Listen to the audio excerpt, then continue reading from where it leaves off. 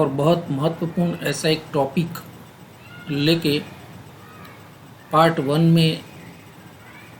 One के रूप में आज एक और वीडियो आपके सामने रखता हूं दोस्तों। आज का जो वीडियो है वो बीएससी सेमेस्टर 4 के सभी स्टूडेंट्स जो है वो सारे स्टूडेंट्स केमिस्ट्री का पेपर जो होता है CCCH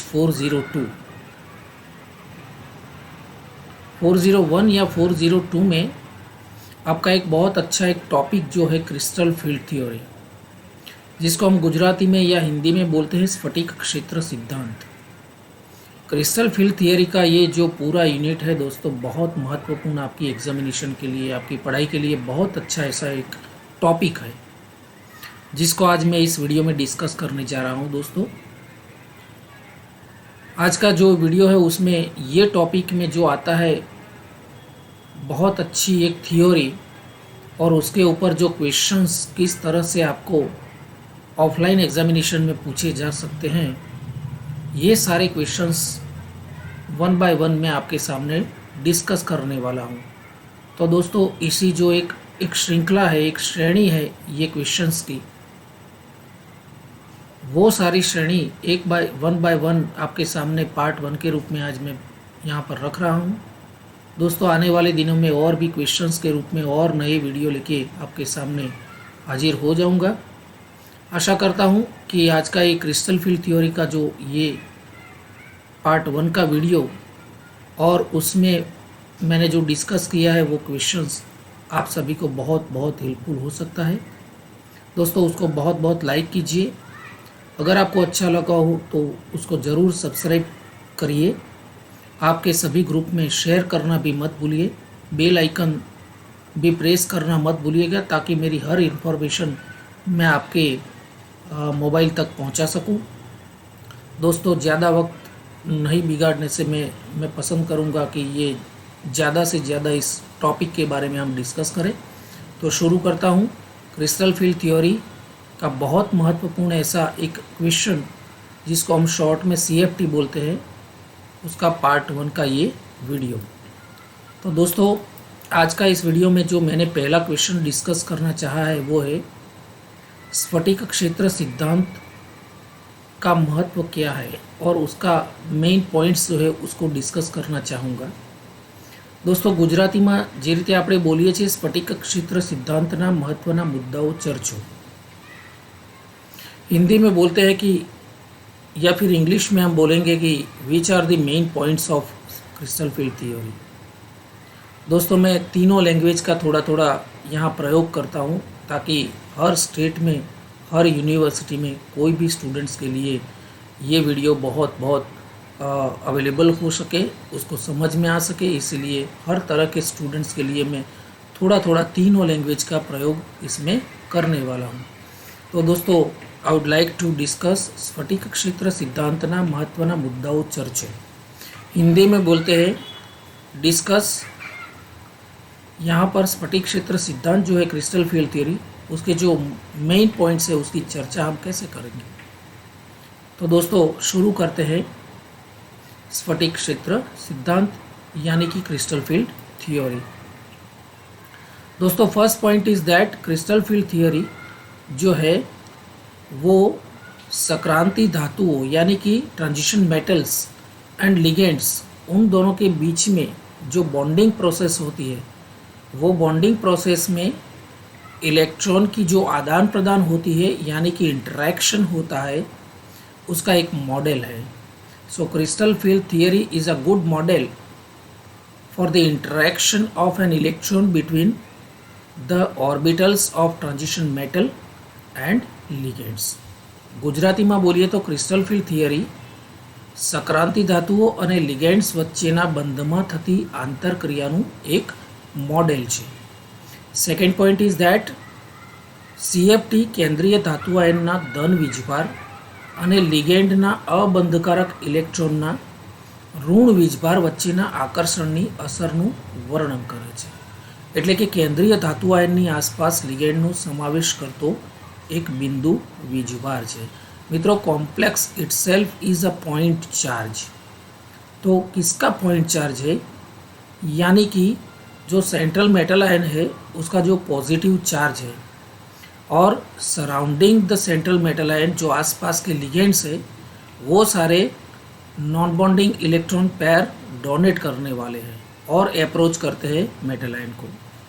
तो मेटल आयन के आसपास ये लिगेंड्स के जो नॉन बॉन्डिंग इलेक्ट्रॉन पेयर जो है उसका नेगेटिव चार्ज है, ये सारा केंद्रित होता है। इसका मतलब है central metal is nothing but the point charge. Okay, केंद्रीय धातु आयनનો ધન વીજભાર અને લિગેન્ડ તરફથી દાન થયેલા અબંધકારક ઇલેક્ટ્રોનના યુગ્મો અને એ ઇલેક્ટ્રોનના યુગ્મોનો ઋણ વીજભાર એ બંનેના વચ્ચેના આકર્ષણની અસર જે છે એનું વર્ણન કરે છે, હે ને? It explains the attraction between the non bonding electron pairs which are negatively charge and central metal ion which is positively charged. So this interaction can be explained by the CFT.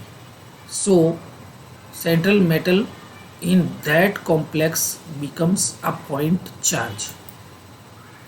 Then बहुत महत्व का ये point, જ્યારે ligands કેન્દ્રીય ધાતુ આયનની નજીક આવે છે ત્યારે કેન્દ્રીય ધાતુ આયનની આસપાસ વીજભાર વિતરણ દ્વારા ઉત્પન્ન થતા સ્થિર વિદ્યુતીય ક્ષેત્રને કારણે ડી કક્ષકો પોતાની સમશક્તિયતા ગુમાવે છે। દોસ્તો આ મુદ્દો બહુ જ મહત્વનો છે, સીએફટીનો અગત્યના મુદ્દાઓમાંનો એક। જ્યારે કેટલાક ligands non bonding electron pair અબંધકારક ઇલેક્ટ્રોનના યુગ્મો લઈને કેન્દ્રીય ધાતુ આયનની નજીક આવે છે, હે ને? ત્યારે કેન્દ્રીય ધાતુ આયન જે છે પોઝિટિવલી ચાર્જ છે, એની આસપાસ અબંધકારક ઇલેક્ટ્રોન યુગ્મના ઋણ વીજભારનું વિતરણ થાય છે। So interaction between ligands and metal ions, તો એ બંનેના વચ્ચે ઇન્ટરેક્શનના પરિણામે સ્થિર વિદ્યુતીય ક્ષેત્ર, there may be produced static electric field, है ना, जिसको हम बोलते हैं स्थिर विद्युतीय क्षेत्र, स्टैटिक थियरी। આના કારણે શું થાય છે? ડી કક્ષકો પોતાની સમશક્તિયતા ગુમાવે છે। બિફોર ધેટ મુક્ત ધાતુ આયનમાં ડી કક્ષકોની જે ધાતુ આયનની ડી કક્ષકો જે છે એ પાંચે ડી કક્ષકો સમશક્તિય હોય છે, એટલે કે પાંચે ડી કક્ષકોની શક્તિ લગભગ સરખી હોય છે। પરંતુ જ્યારે એની આસપાસ લિગેન્ડ્સ આવવાના ચાલુ થાય છે ત્યારે લિગેન્ડના અબંધકારક ઇલેક્ટ્રોન યુગ્મો અને કેન્દ્રીય ધાતુ આયન વચ્ચે ઇલેક્ટ્રોન ઇન્ટરેક્શન થાય છે, જેના કારણે સ્થિર વિદ્યુતીય ક્ષેત્ર ઉત્પન્ન થવાથી આ પાંચે ડી કક્ષકો જે મુક્ત ધાતુ આયનમાં ડીજનરેટેડ હતી, સમશક્તિય હતી, એ કક્ષકો પોતાની સમશક્તિયતા ગુમાવે છે। The D orbitals of the central metal ion loses its degeneracy in the presence of this static electric field।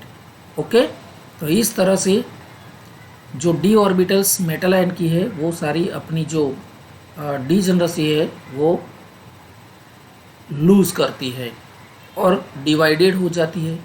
There may be difference between the D orbitals, energy level का डिफरेंस हो जाता है। दोस्तों एक बहुत अच्छा महत्व का ये पॉइंट जो मैं आपके सामने रख रहा हूँ, केंद्रीय धातु आयनना डी कक्षकमाना इलेक्ट्रॉन અને લિગેન્ડમાં રહેલા ઇલેક્ટ્રોન સમાન વીજભારને કારણે એકબીજા સાથે અપાકર્ષણ અનુભવે છે, કારણ કે ડી કક્ષકોમાં પણ ઇલેક્ટ્રોન છે કેન્દ્રીય धातु आयन। यहाँ जो मेटल आयन है उसके डी ऑर्बिटल्स में भी इलेक्ट्रॉन है which are negatively charge particles, while ligand comes with their electron pairs also negative charge।